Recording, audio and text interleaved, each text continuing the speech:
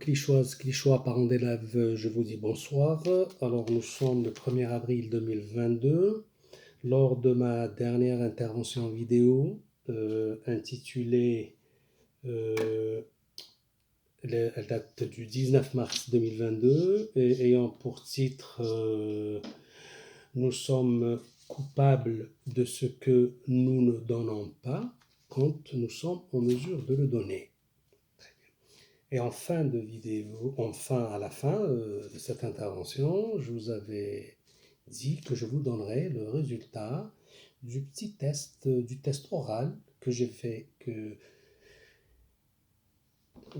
j'ai fait faire oralement aux élèves aux collégiens de 5e, 4e et 3e de Clichy-la-Garenne. Très bien. Pourquoi je l'ai fait ça s'est étalé sur septembre, octobre, novembre jusqu'à décembre. Hein. Je vous ai même expliqué comment j'avais procédé. Et pourquoi je l'ai fait, c'est parce que, exactement par rapport à dans une autre vidéo, une intervention vidéo, à la fin, je vous avais dit, d'ailleurs le titre c'était Clichy-la-Garenne est une ville scolairement sinistrée. À la fin, je vous avais dit qu'on n'allait pas rester les bras croisés. Voilà, très bien.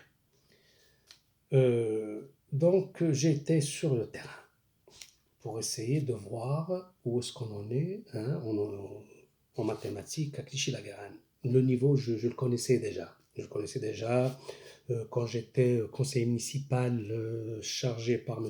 Rémy Museau à la réussite éducative. J'étais dans sa majorité. Pendant de juin 2015 jusqu'à septembre 2017, moment où j'ai quitté sa majorité, justement c'est à cause de ça, de l'école. Euh, Pendant cette période-là, pendant les périodes de vacances, de pause scolaire, de vacances scolaires, Toussaint, les vacances de fin d'année, hiver, automne, la deuxième semaine, je regroupais des élèves de 5e et de 4e, c'est des regroupements que je prépare en amont avec les collèges. Et je leur faisais une remise à niveau en mathématiques, ensemble, 5e, 4e, parce qu'il y a des choses communes, les bases. Donc je connaissais déjà, le niveau, je le connaissais. Maintenant, j'ai procédé ainsi pour essayer de voir maintenant ensemble, sinon, comment ne pas rester les bras croisés. Très bien. Alors j'ai commencé d'abord par la table de multiplication. Vous savez que la table de multiplication, c'est le squelette autour duquel se construisent les mathématiques. Au primaire, à l'école, jusqu'au CM2. 6e. C'est-à-dire, arrivé en classe de 6e, en classe de CM2, l'élève, il répond à la table de multiplication le temps de réponse comme un adulte. Parce que c'est un réflexe. Quand on dit un réflexe, c'est quoi? C'est on ne réfléchit pas. On ne réfléchit pas. C'est comme si on était sur un vélo et que soudainement surgit un chien, un chat, n'importe quoi. On ne réfléchit pas. On tourne le guidon ou bien on freine. On n'a pas réfléchi. On ne réfléchit pas. Un réflexe, justement, il y a réfléchir, réflexe, ça se rapproche, mais justement, dans un réflexe, on ne réfléchit pas. Ce qu'on doit faire, il est imprimé dans le cerveau. Il est imprimé dans le cerveau. La table de multiplication, quand je dis 6 x 7, 42, je n'ai pas réfléchi du tout. Juste le cerveau, là, il y a là, dans une mémoire auditive, il a entendu 6 x 7, il a dit 42. Ou bien je le vois, j'ai dit 42, je ne réfléchis pas. Et justement, sa table de multiplication, quand on arrive, je le répète, à un certain âge, on a le même temps de réponse. 50 ans, 40 ans, 11 ans, 10 ans, 12 ans, on a le même temps de réponse.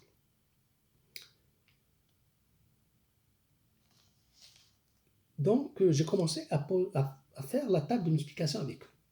Personne ne la connaît. Cinquième, quatrième, troisième. J'ai fait ce travail-là uniquement avec les cinquième, quatrième et troisième. Surtout les cinquième, quatrième. Ils ne connaissent pas. La seule fois où j'ai rencontré un élève qui connaissait sa table de multiplication, j'étais du côté des berges de Seine. Je roulais, j'étais en voiture dans une allée. Avant d'arriver à la grande rue, là où il y a le stade de football, j'ai oublié le nom. En allant sur cette allée, entre deux grands immeubles, il y avait un ballon qui arrivait sur la chaussée. Il arrivait jusqu'à la chaussée, donc moi j'avançais là un peu doucement. Je m'étais arrêté juste devant le ballon, au fait où je l'avais arrêté. Donc il était sous mon pare-choc, pratiquement. Et quand il y a un ballon qui arrive de quelque part, il y a toujours des enfants derrière. Et de là arrivaient 5 ou 6 enfants. Monsieur, il me faisait des signes. J'ai baissé la vitre, je m'étais arrêté, je leur ai dit oui, n'écrasez pas le ballon. Oui, d'accord. Bon, vous ne voulez pas que j'écrase le ballon? D'accord, allez. Ah ben, à condition. Hop, vous ne comprenez pas. Je vais vous poser des questions. Ah oui, monsieur, allez-y, de quoi il s'agit? Quelle question? La table de multiplication. Et là, refroidissement total. Un élève m'a dit, oui monsieur, allez-y. Ah bon, vous êtes en quelle classe? En sixième. Ils étaient tous, il y avait un seul, je crois, CM2. Là, je vous dis une chose. Moi, dans mes classes de mathématiques, aux élèves de mathématiques, à tous les niveaux, à 5e, 4e, 3e, même quand je faisais la physique, je leur faisais ça. L'interrogation écrite, table de multiplication. 3-4 fois par an. Après, je vous expliquerai dans une prochaine vidéo, je vous expliquerai comment faire avec vos enfants. Et je faisais en même temps qu'eux, c'est chronométré. Et celui qui terminait en même temps que moi, sans aucune faute, c'est un Asiatique. Voilà. Ça doit vous interpeller. Oui, un Asiatique. Ça a tout le temps été comme ça. Dès que dans ma classe, il y a un élève, un Asiatique, je sais qu'il aura sa note entière, 10 sur 10. Et il termine en même temps que moi. Donc cet élève-là, du côté des berges de Seine, c'était la même chose. Et j'ai demandé même, je pense, si mes souvenirs sont bons, son nom de famille, parce que je voulais voir ses parents, cet élève-là. Bon, enfin...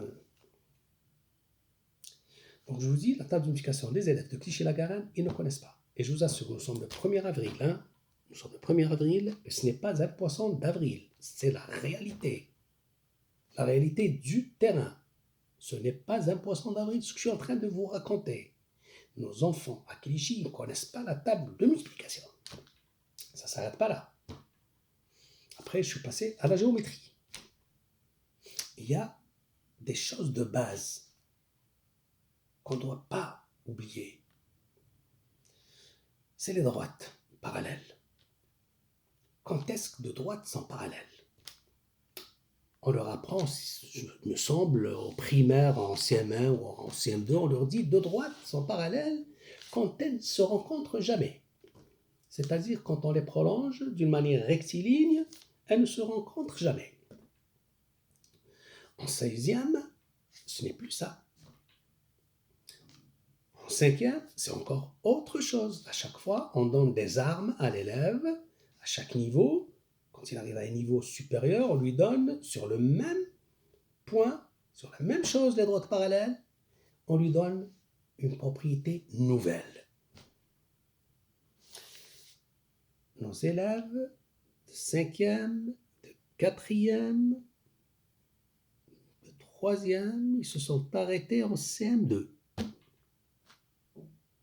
Je leur dis, quand est-ce que deux droites sont parallèles, monsieur? C'est quand elles ne se rencontrent pas.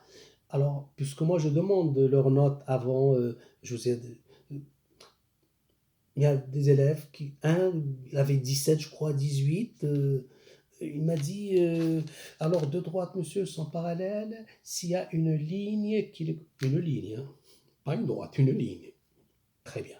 Donc je le voyais venir, il tâtonnait, mais il sortait un peu du lot. Ça veut dire qu'ils ont CM1, peut-être, CM2, 6e, 5e, 3 années de retard. Là déjà, sur cette notion de base, ils ont 3 ans de retard. Alors que, et ça pour, en- pour revenir à ça, à cette propriété,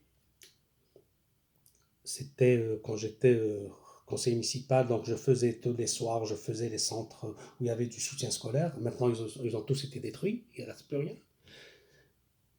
Et c'était du côté de la rue Martre, j'oublie le nom. Il y avait un élève de 5e. Il y avait un élève de 5e, je passais le soir, donc il y avait en salle, il y avait des accompagnateurs. Je regardais son travail. Je lui dis alors de droite, faites quoi les droites parallèles? Qu'est-ce que de droite? Quand est-ce de droite sont parallèles? Il m'a dit quand elles se rencontrent jamais. Il est déjà en 5e, 6e ou 5e. Ah bon? Non, 6e. Il était en 6e celui-là. Je dis ah bon? Et comment on fait maintenant? Si maintenant ces droites se prolongent jusqu'à euh, à la table, au bout de la table, il m'a dit on prolonge. On prolonge d'une manière, bon, rectiligne, et je lui dis si elle arrive au mur. Il m'a dit bon, allez-y. Il m'a dit j'ai pas une règle qui est longue. Très bien, je lui dis si je vous la donne, ben lui, elle ne se rencontre pas. Donc, je lui dis, quand on arrive, on continue, on sort dehors, on arrive au auberge de Seine, devant la Seine. Qu'est-ce qu'on fait? Il y a de l'eau après. Comment on va faire? On va continuer pour montrer qu'elles sont parallèles, elles ne se rencontrent jamais. Là, il s'est arrêté. Et bien, avec cet élève-là, j'ai pris mon temps avec lui. Il est arrivé tout seul à la propriété. Laquelle? Ben, je vais vous la dire. Sur cet élève-là, il y a des années, c'était en 2016. 3 mois plus tard, je l'avais perdu de vue. J'étais, il était avec sa maman. Je voyais l'élève arriver vers moi. Monsieur, monsieur, monsieur. Donc sa maman, elle le regardait. On lui a dit, c'est monsieur qui faisait le soutien scolaire. Bon, moi, je ne le faisais pas sur l'essence, je passais. Je, je, je faisais tous les soirs, je passais dans les centres où il y avait du soutien scolaire. C'était ma mission. Pour moi, c'était ma mission. Surveiller le travail qui se faisait. Je reviendrai sur ça également. Et je le faisais bénévolement. Ouais. Monsieur, monsieur, oui, vous vous rappelez pas de... Non, non, non. Sa maman, elle ne comprenait pas. Et il m'a cité la propriété. Il était tout content. Tout content, il m'a cité la propriété. Laquelle? Eh bien, qu'est-ce qu'on leur dit en 6e? On leur dit deux droites. Quand on dit quand est-ce que deux droites sont parallèles, en 6e, on leur dit plus si elles se rencontrent jamais. Non. On leur dit si deux droites, celle-là et celle-là, sont coupées perpendiculairement, c'est-à-dire formant des angles de mesure 90 degrés. Alors ces deux droites, celle-là et celle-ci, elles sont parallèles. En 6e, on leur dit si deux droites sont coupées par une même troisième, une même troisième tête qui les coupe les deux, mais perpendiculairement. Alors, ces deux droites, celle-là et celle-là, elles sont parallèles. Ça, c'est en 6e. Pardon, c'est en 6e. En 5e, et c'est toujours devant nos collèges, et je leur dis, bon, maintenant, puisqu'ils ne connaissent pas, je leur dis, et si ces deux droites-là, vous les voyez, elles sont parallèles, puisqu'elles sont coupées par une même droite perpendiculairement. Et si on faisait ça, excusez-moi,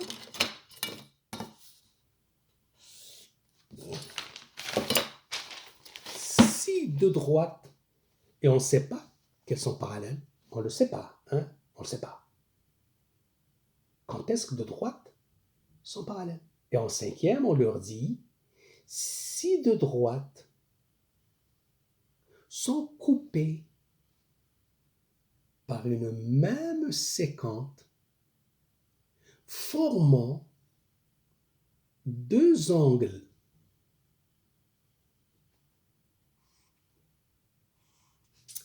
alternes internes, alternes de part et d'autre de cette séquence, internes entre les deux droites, de même mesure. S'ils sont de même mesure, alors ces deux droites sont parallèles. Vous voyez? En sixième, on leur dit deux droites sont parallèles si elles sont coupées perpendiculairement par une même droite, une même troisième droite.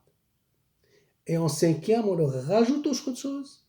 Si elles ne sont pas coupées perpendiculairement par la même droite, ici c'est à la séquente, elle est comme ça, elle se présente comme ça. Ces angles-là sont de même mesure. On les appelle les angles alternaires. Ou bien des angles correspondants.